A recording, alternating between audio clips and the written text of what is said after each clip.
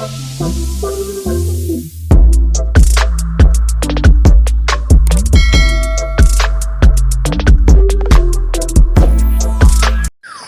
umaga po mga ka-farmers.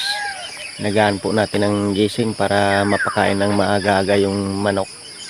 Kasi po pag nalilit tayo, yung manok lumalabas na sa range net natin. Pag laging gano'n ang nangyayari, yung manok nasasanay na sa labas. Minsan hindi na sila napasok sa net. Sila muna yung unahin ko ngayon pakakainin. Bago tayo magpakain mga ka-farmers, magkape muna tayo. Nagkakape muna ako para magpainit ng sikmura kasi masarap yung kape sa umaga.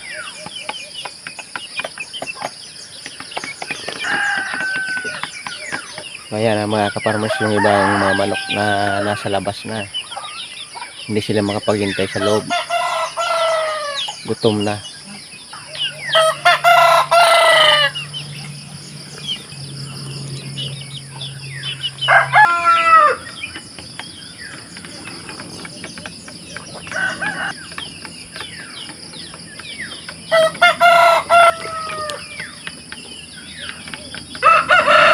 Farmers ay nagkukumpulan na, naghihintay. So yung iba naman talaga hindi talaga nakapaghintay, lumalabas na nasanay na sila sa labas. Lagi kasi akong nalilit magpakain kasi inuuna ko yung iba, yung kalabaw at yung kambing. So inuhuli ko naman yung baboy kasi nandyan lang naman siya sa loob ng kulungan, hindi naman sila nakakalabas. Ito naman na manok ay pumipilit talaga, naghahanap sila ng malaking butas. Mayroon na nga nakalabas na dalawang inahin na tuwing hapon na lang pumapasok. Kahit tawagin mo hindi sila lumalapit.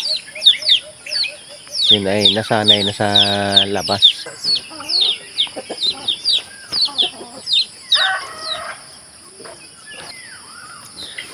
So yan mga ka-farmers, pwede tayo magpakain kasi parang hindi na talaga makapaghintay yung iba. Ayan, lumalabas na yung iba. Pakainin muna natin.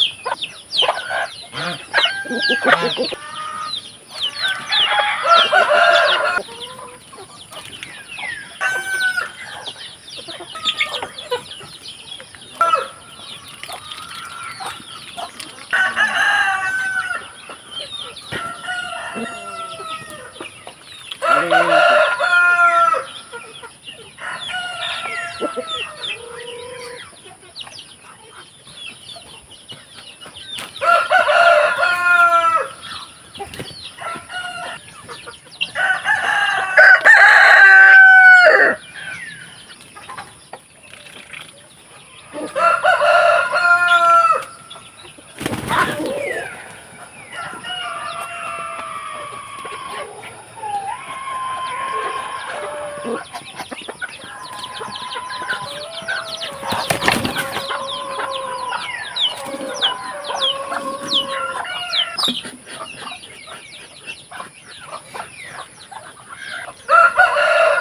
ayan mga kaparmers, nabigyan ko na sila ng pagkain. So ang pagkain ko po pala ngayon mga kaparmers ay darak. Darak yung pinapakain ko sa umaga mga kaparmers para hindi sila masawa sa feeds. Kasi nasasawa din sa feeds. Alternate lang yung pagkain ko. Ayan mga kaparmers, kami po ay